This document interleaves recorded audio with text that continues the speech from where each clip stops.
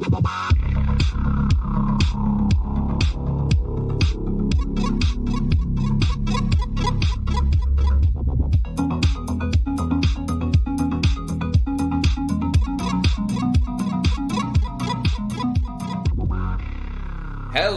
and welcome to the Unlucky Frog Gaming Podcast. You are joined by your two usual hosts here. We've got Tom Mannering. Hello. And myself, Josh Hartley. How are we doing this week, Tom? I don't want to do this. Pass it to me. No, come on. Okay, Come on, fine. we are professionals. Okay. We have to do this. I'm great. I'm good. Thank you. It's a pleasure to be here. This is how I want to spend my Thursday night. How has your last fortnight been, given that we didn't record last week? Yeah, it's been alright actually, in fairness. Bit busy. You know that I've been selling some stuff, so I've been busy with packaging and selling and all that comes with eBay. Yes. In this modern age of transactions. Do you know miniatures are such a bastard to sell because you know to give a bit of context, I've been selling off some of my older models that I just don't use anymore for Warhammer and Necromunda and things like that. Having a bit of a clear out to make space for the newer stuff that I've either got or will be getting in the future. Yeah. So I've been selling off some older stuff, and some of it's actually been quite like, I don't want to say emotionally challenging to sell off, but it's stuff that, like, you know, I've had for a very long time. You've got that bit of kind of a connection to it. You know, it's like my Space Marine army, as much as I beat on Space Marines nowadays, you know, it was one of my first properly, fully sort of built up and largely painted armies. In fact, I think it was the first time I'd ever, like, painted a proper army. A lot of it wasn't painted, but a good enough size of it was. Yeah. But I don't play Space Marines anymore. You know, the Space Marines that I played are really not part of it anymore. You know, the kind of Primaris stuff has taken over. So decided to kind of clear that out and sell that off. The problem is when you're selling off miniatures, especially in... apologies for my phone vibrating there if you heard that. It's unacceptable, Tom. Unacceptable. We were recording. Shut up! In any sort of large quantity when you're selling off miniatures,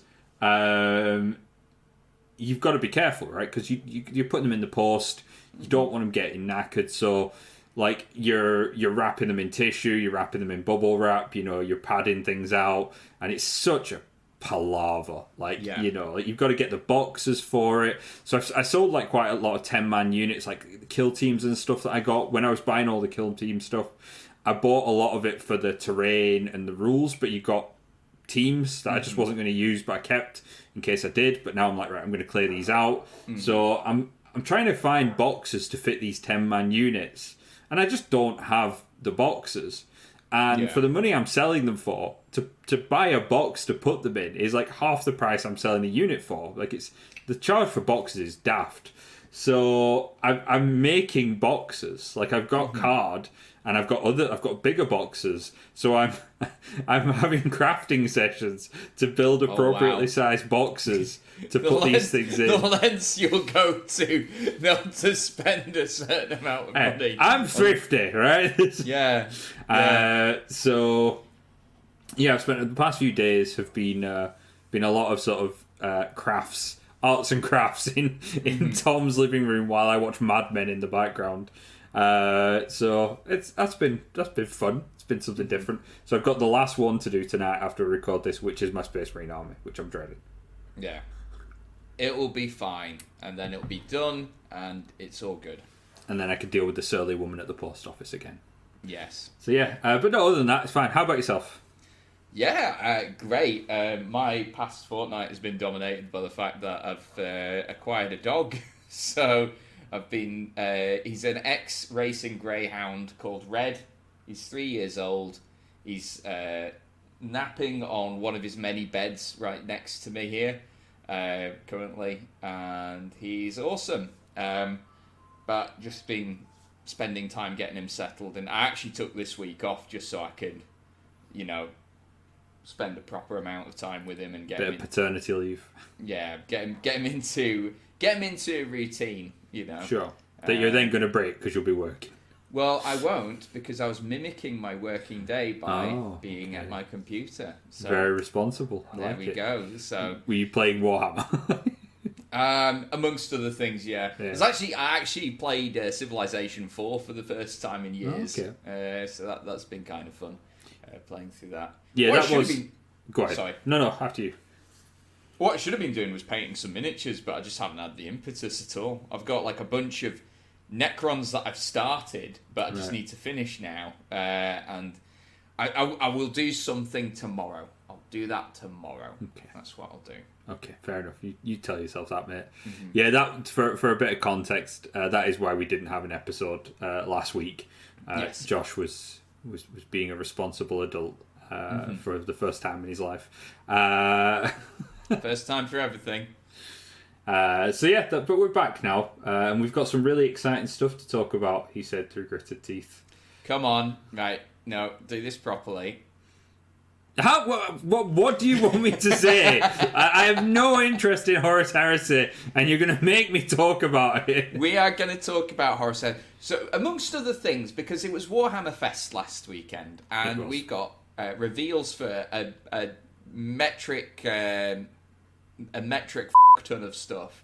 And, how professional, Josh. I'll bleep it out, it's fine. Amongst which, I think it's fair to say this was their main focus, because it is the big release of the summer for Games Workshop, is Warhammer the Horus Heresy. So, we've discussed it previously. It's a game that doesn't particularly appeal to either of us, if we're being honest. Mm-hmm.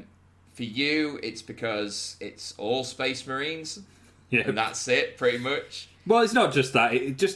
It's the crowd it attracts as well, historically. And I'm not beating on this is a sweeping generalisation. It sounds like you're about to beat on this. No. Play this game. No, I am.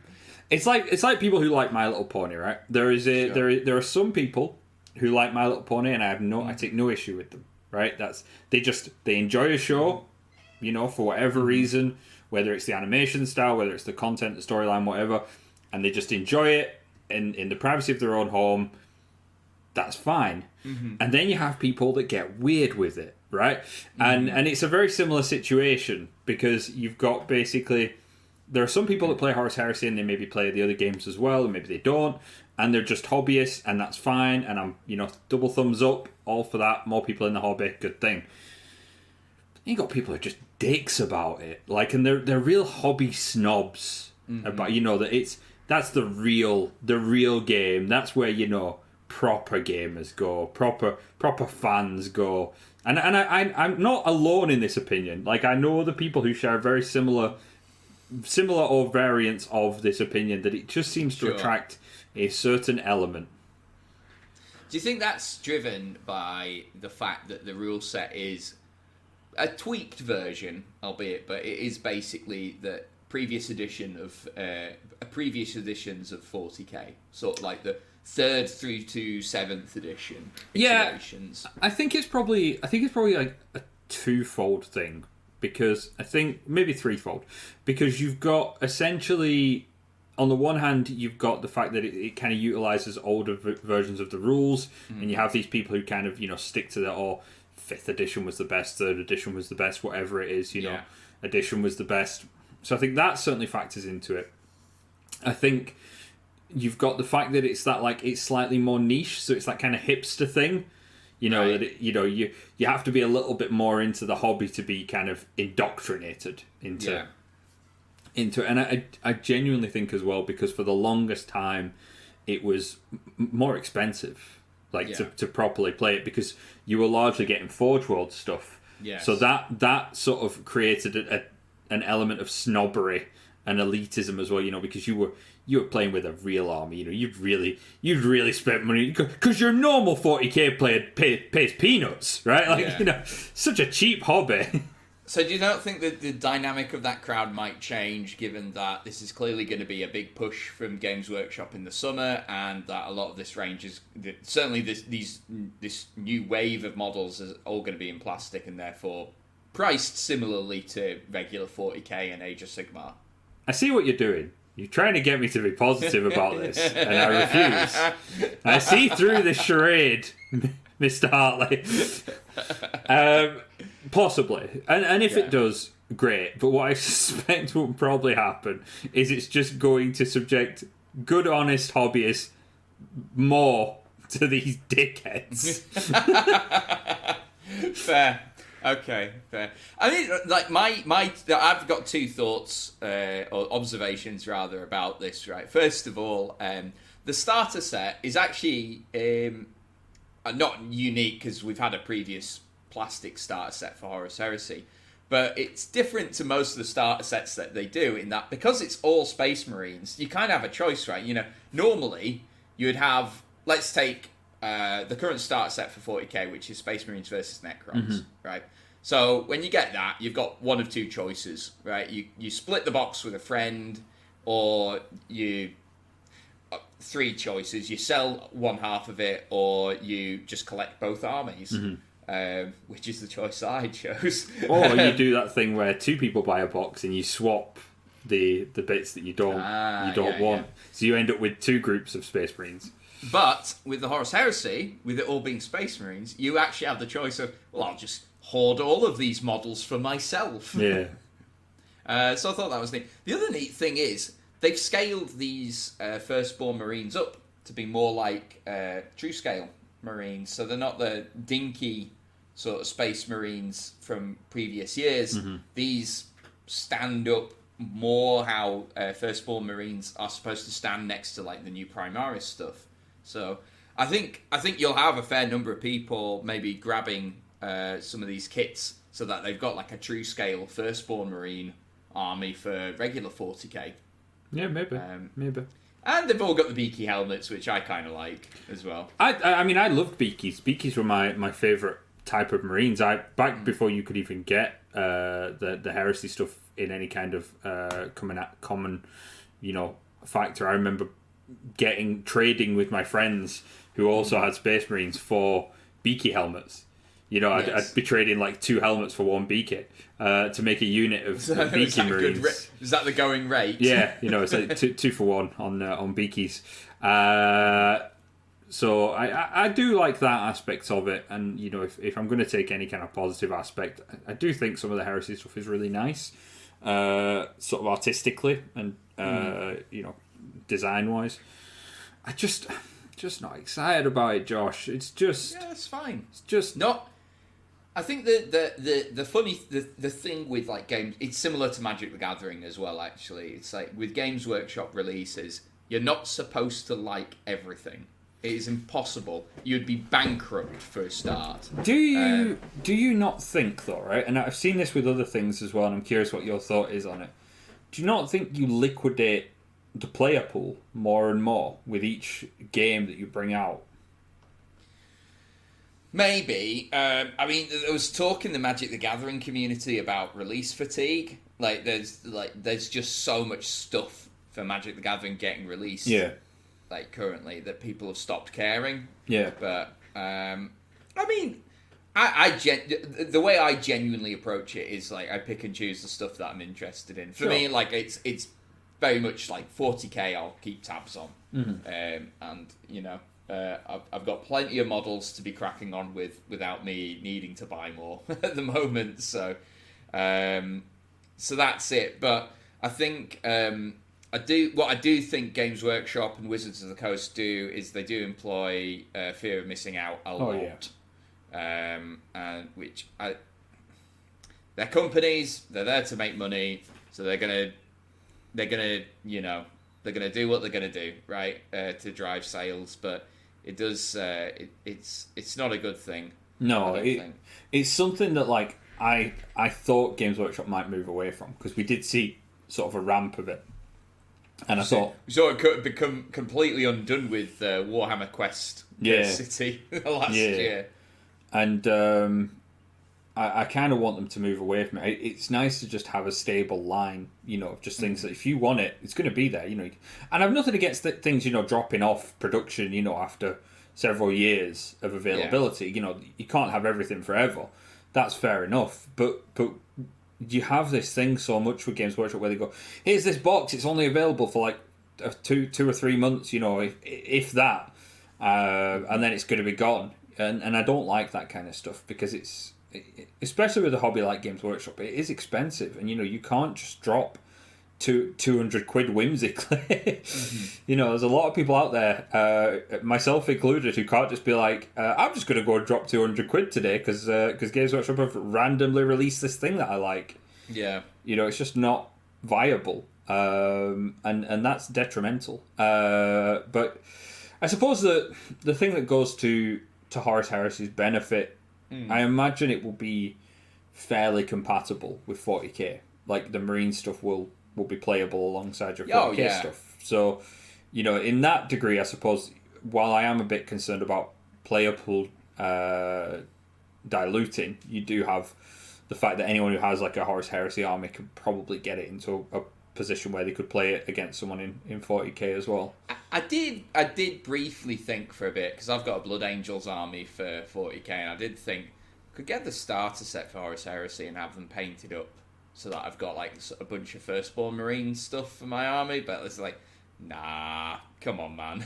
So I will be honest, at this moment in time, I bought the Horus Heresy set that came out before the plastic one. Oh, right. I did actually buy that. I bought it. I bought it more for the fluff than the actual game. But I was going to paint all those miniatures up as Death Guard, like classic Heresy Death Guard, and then get the Death Guard Typhus as well. This was when I was like really big into my Nurgle army to go alongside it. Never happened, and I ended up selling it off a little bit down the line because I wasn't excited about it by the time I kind of got to thinking about it, and I was practicing a few schemes for Death Guard and stuff, and I was like, do you know what, this isn't. It's not actually what I like about Nurgle. Like I like the plaguiness. Yes. Not the 10,000-year-old lore. Although that's cool, it's just not. Trench fighters, right? That's what they were known as. Yeah. So yeah, it's just, I don't know. There is some good stuff in Warhammer Fest. I'm gonna try and be more positive. We're gonna move on. Yeah, let's do that because that is more exciting. Yeah, well, we've got more details about the upcoming Chaos Space Marines. A bunch of new models revealed, including like new cultist models, which look really cool. I think, am I right in saying it looks like you'll be able to field an entire army of cultists rather than and have no power armor Marines in there at all? So this is something that I am excited about that came out at Warhammer Fest. So I had, back in the day, I still have it, a Nurgle cultist and zombie army that had the only Marine it had in it was Typhus, because at that point in time you needed him to have the zombies. Sure. Which you can't do anymore. They're now the plague dudes. I can't remember the name. Plague bearers, is it? No, not plague bearers. What are they called? The diseased guys in Nurgle. Poxwalkers. Poxwalkers, that's the one.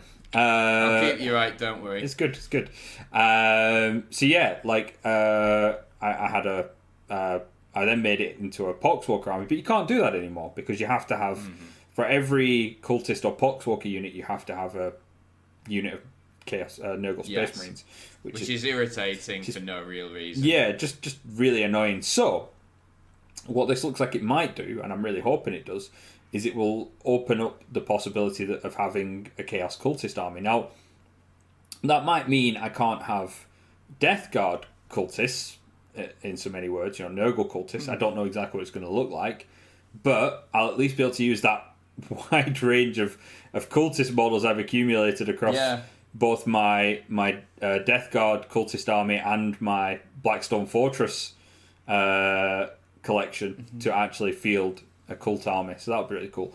And they've also released Traitor Guard in Kill Team as well. Yeah. So a lot of Chaos infantry that isn't Marine stuff, which I'm really excited about because the Marine stuff is the part I'm least interested in when it comes to Chaos. Yeah, I'm just looking at some of the minis now. Is that yeah? They've got a couple of the dudes from Blackstone Fortress in that kill team box, haven't they? Yeah, they've got the Commander and I think the Ogrins there as well. Yeah. And then it looks like, I'm not sure if it's conversion kits or slight resculpts. There's some minis that have appeared in other sets, but they look slightly different, like some head swaps. Yeah. So I'm not sure how that's manifesting on the sprues and things, but be interested to see what comes out. And I will say, like, I'm not interested in second edition Kill Team. Like, I bought all the first edition stuff, and I've kept all my rules for that.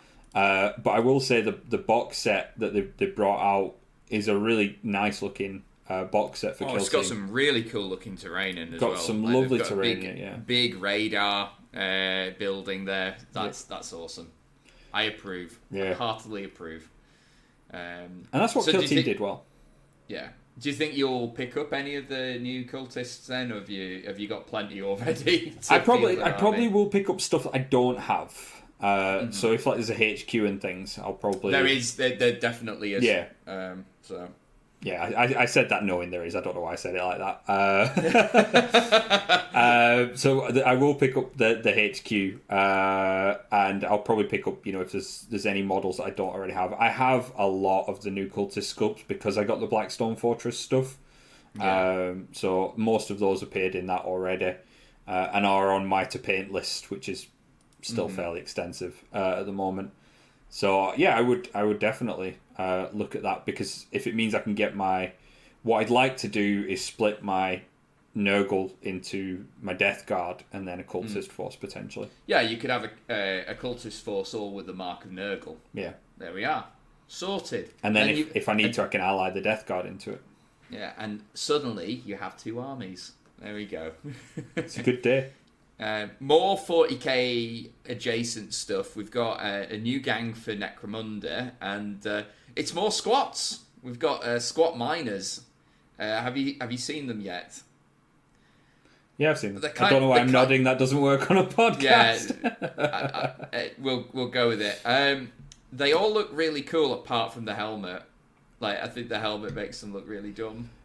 Like, I really don't want to just be a negative Nelly tonight, but I'm just not that psyched about squats at all. In general. I just feel like it's 10 years too late. It's like you missed your chance, GW. You missed your chance, and I'm glad to see them back. And for the people that are excited for them, great. That's good news. I don't get why they're in Necromunda. Like, they're releasing these guys as an army, right? They're coming out in 40k. Yes, that's been confirmed. Yes. Why Necromunda has no other armies in it? It has no other factions that actually exist. So, fluff-wise, the squats are considered... They're not considered Xenos necessarily. They are what are called subhumans, much like Rattlings and Ogrins are as well. So, they will look unusual in human society, but people will still look at them as being human. And there are squats already in Necromunda. We've seen the two. No, I get that. No, you're misconstruing what I'm saying. Right, okay. What I'm saying is Necromunda is gang based. Yes. All the gangs have a unique identity. Yes. To their gangs, whether it's Delac, Escher, Goliath, whatever. Yeah, the Arbiters or... Yeah, they all have their own unique identity. And then you've got squats, which are an army from 40k. And I know they're not called squats, and I know you're about to say something in that line, because I can see it on your face. But they're an army. It's like if you just had like Genestealer cults as a unit in Necromunda. Like, you just don't need to. But to be fair, that would make sense. It's not about it making sense. it's about the cross pollination of it that I don't understand. Okay. I'm like, you're kind of taking away from Necromunda's identity. That it right, is. Okay. It is within the 40k universe. But it's this very small pocket. But it's a very small pocket of it, and it has its own... the gangs have their own culture, their own flavour. And then you've got a gang which is just a microcosm of an army put in there. And to me, it just smells of just commercialism. It's just like, oh, we've got this new army. Let's stick them in Necromunda as well, because we could double our money there. And I don't like it. Oh, it annoys me. All right. I mean, I don't know. I don't know what to say. What do you think of the miniatures? They're fine. Ignore the fact that they're in Necromunda. What do you think of the miniatures? They're all right. Yeah. I don't love them, to be honest. I think they're nice models. Like, you know, it's like it's Games Workshop, right? They're always a high standard, and I think they look great. But okay, you know. And sticking with squats, the squat biker that they've revealed as well. I'm assuming you're equally as nonplussed. Yeah, it's about fine. that. Yeah, cool. Cool. How do you feel about them? You know, you're I think that it's not an army that I'm going to collect. Okay. Right, but I'm kind of stoked that they're bringing back the old space dwarfs. I think it's interesting because the reason why they got discontinued, according to, I think it was Jarvis Johnson that said this, was they were struggling to find an identity for the squats that wasn't just dwarfs in space. So as opposed to how the Eldar shifted from just being elves in space to having their own sort of unique culture and identity in the 40k setting, they were struggling to do the same thing. And similarly with the orcs as well, although the orcs definitely just feel a lot more like just orcs being orcs in space. But apparently that was the problem with the squats. So I think it's interesting that they've, or like as they're revealing bits of fluff about the leagues of Votan, I think it's interesting to see what direction they've taken it. It definitely sounds influenced by like classic fantasy dwarfs, but just with a science fiction twist on it, which I think is cool. And yeah, I can appreciate like a bunch of people being excited for this. So I'm looking forward to seeing them on the opposite side of the table, to me. But it's not an army that I'm going to collect personally. It's a very politician answer there, Josh. You should be very proud of yourself. Why? My opponent feels that. No, I get what you're saying. Do you know the other thing about it that this isn't a squat specific thing? It's the renaming just really bugs me. Like, you know how they've gone through this phase and it's been going on for years now. It's not a new thing of renaming factions. You know, and like Squats was quite a cool name. It was quite, you know, you got a very clear picture in that name of what they were about. And then it's like this Leagues of Autumn or whatever it is. Autumn. I just hear it as autumn whenever I hear it. It doesn't catchy. That doesn't like roll off the tongue. It's like Astra Militarum and stuff like that. Like the Imperial Guard. Guard. Call them Imperial Guard. You know, it's I don't know. It's almost like it's. I know there's a copyright thing going on and stuff, but it's douchey. I mean, like they can name them what they want. Everyone's just going to call them squads. Yeah. Likewise, as you say, Astra Militarum, no, they're Imperial Guard. Yeah. Adeptus Astartes are Space Marines. So, although I think the Codex is actually called Codex Space Marines. It is again. Yeah. So, you know, they kind of moved away from that. We'll see. They did confirm a quote unquote new faction for 40k as well. They basically confirmed that Khorne Berserkers are going to be missing from the new Codex Chaos Space Marines, and that will be getting a Codex World Eaters, much in the same way that we have Death Guard and Thousand Suns, which is a shot that like many people called. So it was kind of between them and not Thousand Suns, Emperor's Children, as to who was going to get that treatment this edition, and it's going to be World Eaters. Would be nice to see new Khorne Berserkers, presumably, and to see what else they do with World Eaters to make them stand out and be unique. Yeah, like the other two. No, I think that's a fair shout. I think Khorne as a force, especially in 40k, has been done dirty for a good while now. You know, they've kind of been sidelined with just like a couple of units, whereas the others have had, you know, multiple units, if not a codex as well. So they do need a bit of love, and I know some people think Khorne's a bit basic bitchy because it's just, attack, and aggression. And I don't necessarily disagree with that, but that doesn't mean you can't do cool stuff with it. Yeah. And yeah, I think they can come up with some nice stuff. I'd love to see some proper corny, units coming out as well, some new models. Yeah, I'm looking. I'm going to say it. I'm looking forward to that. Yay! So there we go. Positivity from Mr. Mannering. And the last thing 40k wise is we've got a new Demon Prince model, which looks pretty awesome. It's really nice. I didn't realise how old that existing plastic Demon Prince kit was. I still like that plastic Demon Prince kit. It's fine, yeah, but this guy looks awesome. I mean, he's taken a lot of his marks from that kit. Oh yeah, it's definitely like an update. Yeah, but I do like the fact that they've added in different heads for each aspect. I think that's a really, really good. That's one of these things that you're like, why wouldn't you do that?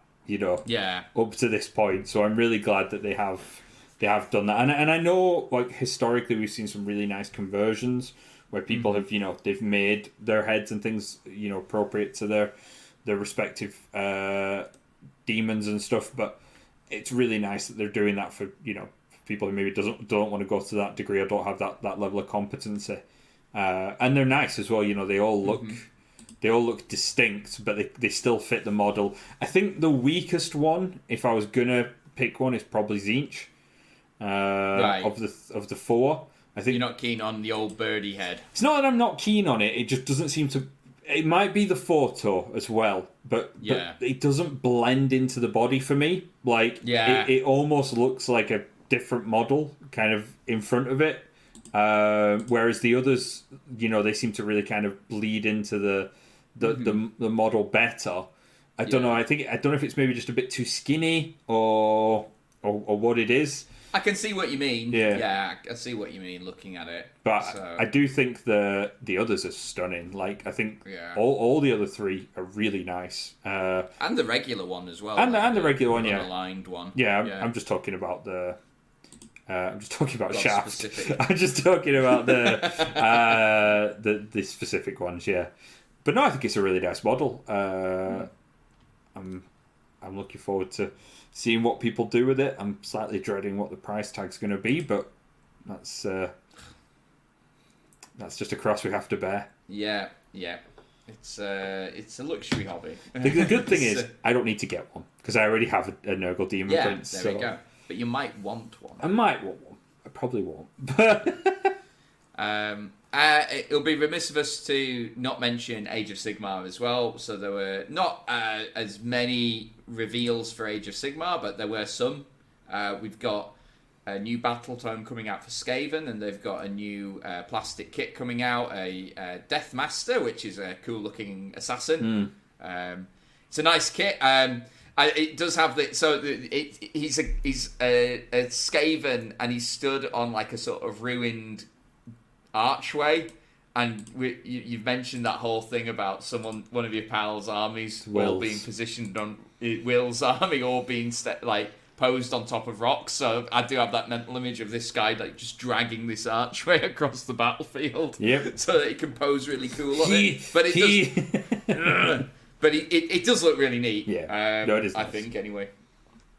Sylvaneth getting a new battle tome as well, and some new plastic kits, which I think is overdue. A lot of their stuff was still, because they were one of the early Age of Sigmar stuff. So yeah, a lot of their kits will be knocking on a little bit now for Age of Sigmar. But it's cool. We've got some what are these, like dragonfly riders? I don't love those. I like the archers with the kind of dragonfly wings, the gossamer wings. That's neat. They're cool. But then the dudes riding on the dragonfly type things look a bit Avatar-esque for me. I mean, if there's a faction to do that sort of stuff with, it's Sylvaneth, right? Yeah. And then we're getting like some new sort of character model as well, Lady of Vines, which looks neat. She is a big tree person. She looks like a bitch to transport, is what she looks like. So many breakages. Yep. So many breakages. There should be certain models that just come with like transport warning.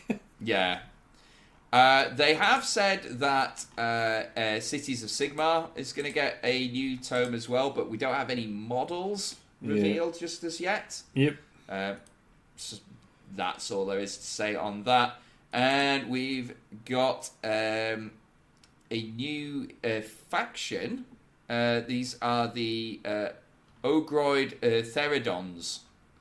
Are they a new faction or are they part of the Beasts of Chaos? The Forces of Chaos have grabbed the bulls by the horns with these heavy-hitting new Ogroids. So I think they might be part of the existing. They must be part of the must be part of the existing range. Yeah, they're cool though. They're a nice update to the Minotaurs. I was going to say they're sort of Minotaurs, aren't they? Pretty much. Yeah. They're nice though. They're really nice. I like that they've got a bit of a kind of Greek sort of influence in their shields and things as well. Well, makes sense. Doesn't it? Yeah, it's a nice way to kind of pay homage to their roots, which is good. And I think the last thing to talk about is we've got two characters from Black Library books as well that are coming to Age of Sigmar. Well, hang on a minute. You've skipped over quite a prominent announcement here. Are we not going to talk about the Bjornings for Middle-earth strategy battle? Sorry, I don't play the Middle-earth strategy. Oh, so because you don't play it, we don't talk about it. That's not very professional, Josh. Okay, right. So you tell me about the Burnings. I don't play it either. No, I think I will say, right, we don't really talk about Middle-earth stuff because neither of us play it. But I did have a look at these, and I actually think they're really nice. They're really cool models, and I don't know how well represented they have been in Middle-earth so far, but it's nice to see them getting a bit of love, and it's nice to see new stuff. I think these are new models. They're certainly not models I've seen before. They are. Yeah, it's nice to see new models coming out for that game, because I know some people... It's a weird one, because some people see it as a bit of a dead game, but I know it's actually got quite a dedicated fan base. It's one of those ones that, it's like there's a few people who really kind of like keep that one alive. Yeah, one of the bigger YouTube, like Warhammer YouTube channels, what he talks about mostly is actually the Middle-earth system and like building these ridiculous terrain projects. So he's currently making like a humongous battlefield or Minas Tirith. So it's definitely still got a fault. It's definitely not a dead game, that's for sure. It's a weird one because I've spoke to a few of my other hobbyist friends about it, and I think it's arguably one of the best games, like how it plays, that they do, and it doesn't get quite as much recognition because it is, it's an IP that isn't really getting any new releases. I know we've now got the Amazon series coming out and stuff, but not in the same way as 40k and Age of Sigmar are getting kind of pushed by GW. But I think they're really nice models. It's really nice to see, still getting supported. It's funny, when I worked in the Preston Games Workshop, we had literally just one sort of row for Lord of the Rings, and it never sold. Right, it just sat there, never sold anything. But once a month, every 2 months, there's this one guy that would come in and he'd basically clear the shelf. Yeah, and he'd come in and he'd do the same thing, and I was like, "Is this all for you?" And he's like, yes. Like I have, and he showed me pictures, and he had like a room that was just ranks of armies, massive armies of Middle-earth stuff. And I was like, "Do you play the games?" Like, no. Some people like this is it. So people love Lord of the Rings and The Hobbit, and like I can totally imagine someone just wanting to collect the miniatures because they love that setting. Yeah. It's a game I've never tried, and I know which army I would want to be if I was to give it a go. I'd want to be Rohan for sure. Okay. But it's got some really, really nice miniatures. I saw it secondhand. They had the original metal Fellowship. Yep. And I was so close to picking it up and just because it would be neat to have, the Fellowship of the Ring. Yeah, I have a massive army for Lord of the Rings. I have Goblin Town and Moria goblins. Right, nice. And I have so many of them. Like, I bought loads, and I won't get rid of them because I just love them. Like, they're really good. They're great for running D&D and stuff as well if you need goblins. But they're fantastic. And I've got all the different cave trolls that they brought out as well. I've got the Goblin King, like the full shebang. Nice. No one ever plays it, but there's going to be that one day, like in the end, when the end times roll around, and I'll sort of stagger up to someone's smoky fire, and I'll be like, "Can I sit with you, friend?" And they'll be like, "Yes. Do you have a Lord of the Rings army?" And I'm like, "Oh, actually, I brought my goblins." I've been carrying this just in case. I know it's been the apocalypse and all, but I'm quite attached to this Lord of the Rings. It's been 40 years. I knew this day would come, stranger. Would you also like a game of Dreadfleet while we're at it? I've been carrying that as well. I see you too are a man of culture. Right, that's Warhammer Fest. There we go. Look, guys, thank you very much for listening this week, and we will be back again next week. And until next time, take care. Bye. Bye.